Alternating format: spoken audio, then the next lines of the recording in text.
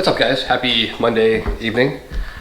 So I've had my Mini Cooper, my R56, for a short time now, and I have come to find quite a few interesting features, some obvious, some kind of hidden. So I compiled a list of 20 interesting secrets, tips, features, if you will, about the R56. Some of these might apply to other models as well. Yeah, I know how the internet likes lists. For whatever reason, whenever I do a list on my channel, people really eat it up. So I thought it'd be fun to go through them and show you guys what I found. I think you guys will be surprised too.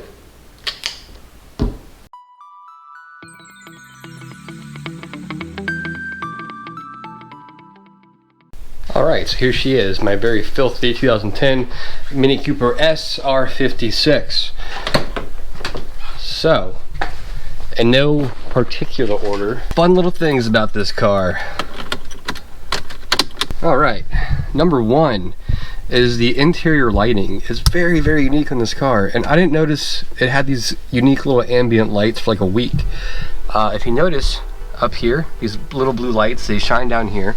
It's kind of bright in here, but it kind of gives it a nice little ambience, and it does more little ambient things too in the car. Behind the little door handle, there's the little LEDs.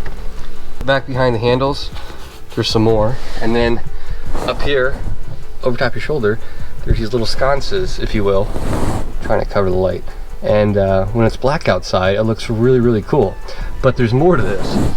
This little light up here, if you toggle it, it changes the color from blue to purple to like a red to almost a white to an orange. I think that's it. But yeah, there's no need to do that, and I thought that was pretty cool. I like it blue, so I'm gonna put it back to blue. So that's number one. All right, number two. This one's kind of lame. To where the little hood scoop on the hood carried over from the previous Mini Cooper S with the supercharger, which this was actually functional. There are a couple little holes in the honeycomb here, but it does not directly feed the intake. As you can see, it's right there. The intake actually is fed down here, so that kind of sucks. I mean, I guess it gives it some engine cooling, but it's very minimal. So yeah, that's number two. That one kind of sucks.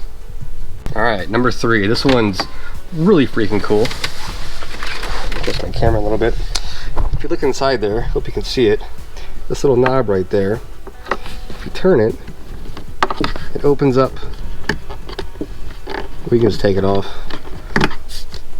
It's actually an AC vent. So if you have like a cold drink or something and you want to keep it cold, or I guess something hot too, leave it in your glove box and that'll keep it ambient temperature to what you have the car set at. So that's kind of cool. I think they got rid of this feature on the Gen 3s, but it's kind of cool. Yeah, that's number three. Number four, the rear wiper. This one's kind of cool. My hatch is open, but you get the idea. Look at the wiper. If you're at night, the lights are on in the rain, when you put your car into reverse, it'll automatically turn on your rear wiper. So that's kind of cool. Not really needed, but it's a fun little quirk, if you will. That was number four. Number five, if you have your R56 equipped with the xenon headlights, only the xenon headlights, they actually adjust. The first night I was driving this thing, it kind of tripped me out.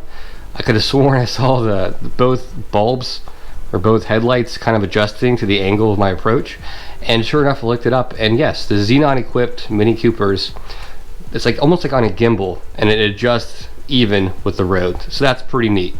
Pretty cool little feature borrowed from BMW. Number six, and this one I actually experienced today. The liquid crystal display down there, I use my speedometer down here, or right there rather, and it's red. But when you're driving at dusk or dawn, and the sun's coming in at an extreme angle to where it kind of floods out the entire readout, it actually reads really bright white. I don't know how they do it. It's some interesting engineering, but yeah, when the sun is flooding this little display, instead of just not being able to see it, it just turns white. The lettering, not the whole thing itself, but you can read it clear as day. I don't know how they do it, but it's pretty freaking cool. And number seven, I have not been able to get to work right. I might be doing something wrong, but legend has it, if you hold the unlock button down while approaching the car when it's locked, it'll roll the windows down. I need to try this a few more times. I think I'm just doing it wrong, but that's a pretty cool little feature. And if anyone has any more about that feature, let me know. Let me know if I'm doing it wrong like an idiot. Number 8, the gas cap. Looks like it's just open, whatever. But actually, when you lock the car, well, I can't do it because the door's open, but when you lock the car, this actually locks itself as well, so no one can come in and just start stealing your gas or putting sugar in your gas tank, so that's pretty handy. All right, number 9 is really cool as well. I think most people that own a Mini know about this trick. That is simply the hidden compartment above your conventional glove box. And to open it, if you don't know, it's just, you just push it. And how freaking cool is that? That's like where all your legal shit goes. That's freaking amazing. This thing right here, I thought it was simply some kind of sensor, some ambient light sensor for something. I don't know what. It bothered me. I didn't have a switch for my mirror to a dimmer switch, if you will, but it's actually a knob. I'm just an idiot. So you turn it and adjust. Actually, it feels really good. Feels quality, if that makes sense. It's silly because it's a rearview mirror, but it's neat. All right, number 11, the key fob itself. On the surface, doesn't look too exciting, but there is in fact a hidden key in here, so you can get in your car still via the handle. And something really neat I didn't know until today was that this thing actually self-charges. When it's plugged into the little receptacle in the dash, it charges it up for you, so there's no real need to ever replace the battery, according to the source I read. I don't know if it's accurate, but it sounds pretty cool. All right, number 12. It looks like a normal HVAC control to the untrained eye, but if you're keen on the Mini logo, you'll notice this is actually a Mini logo. The little wings and little Mini center cap. Kind of cool little touch. I think I've lost count here, but I think I'm on 13. I don't know. Another interesting thing, if you have the Xenon package, is these little guys. This right here is actually a windshield wiper fluid sprayer. When your lights are on at night and your wipers are on and you go to spray, not only does it spray your windshield, but this little thing comes out about an inch and it sprays your headlight. It's kind of interesting. I guess the idea is if it's really cold or snowing or icy environment, you have some properties of some de-icing in the washer fluid, and that'll keep it from getting all fogged up or whatever, or iced over. Kind of neat. It's kind of over-engineered, but it's kind of cool. All right, number 14. This one's kind of weird, but kind of cool. If you notice down there, that little red thing right there, you see it? That's actually noise from the intake manifold being pumped into the cabin. So it's supposed to make a more visceral experience for your S driving, if you will. It pumps in, it's not fake engine noise, it is real engine noise. It just kind of amplifies it, if you will, into the cabin. Kind of weird. I don't know why they do this on a 1.6 liter engine, but they did. I guess it's cool, but now you know. If you have an R56S, you get noise pumped in from the engine compartment. All right, number 15. From the factory, the S comes with run flats. These are no longer your stock wheels. So yeah, the S trim did not come with a spare tire. But it's pretty funny because you still get your spare tire kit to change the tire, but there's no tire to be changed. And that has to do with the performance exhaust that runs right down the middle. So you still get the kit to change the tire, but with no actual tire, and then you get run flats. But if you have a base model, you have the spare tire as well. And actually, I travel a lot with DC, so it might be smart to just throw a spare in here because I don't have run flats. All right, number 16. That is your onboard computer diagnostic tools. Using your VIN, you can tap into what the technician would see at Mini or BMW. That's a whole other video itself to explain all that, which I will do in the future.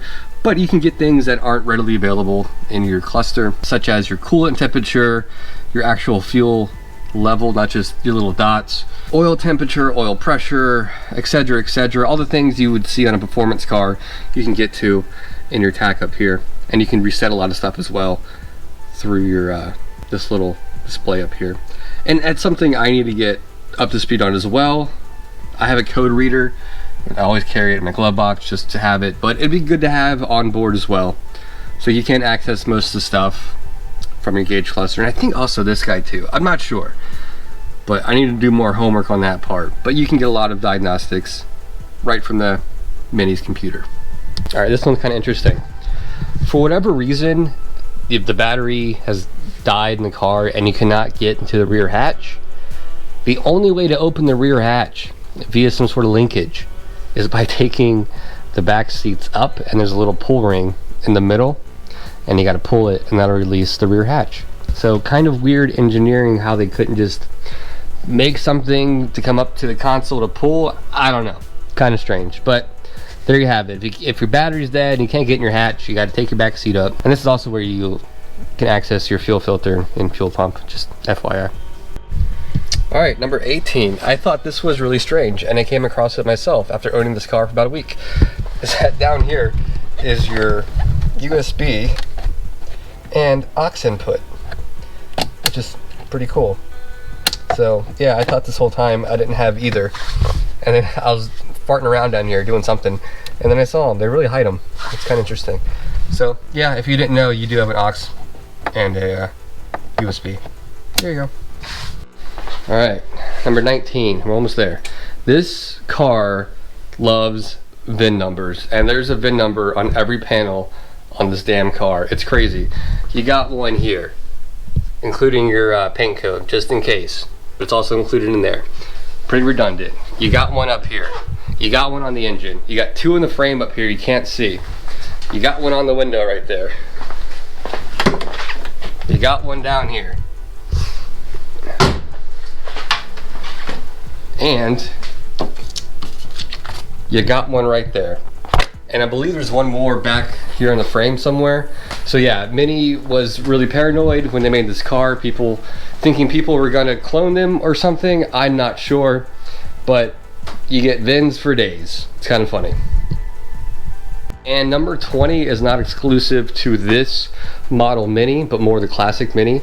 And that is, in the original Minis, both sides, the door handles, I'm not kidding, were specifically designed to hold a bottle of Gordon's gin, which I guess is a British type alcohol. So I guess back in the 60s, they encouraged drinking and driving. Crazy British folk with their bottle of gin and the door handle, because you never know when you need it. So that's it, guys. 20 unique things about this car. I'm sure there's a lot I missed, but it's a good starting point. Fun little car, kind of annoying with all the little things I gotta get worked out. But yeah, I hope you guys enjoyed that, and there'll be plenty of more Mini stuff coming down the pipeline, so stay tuned. Later, guys.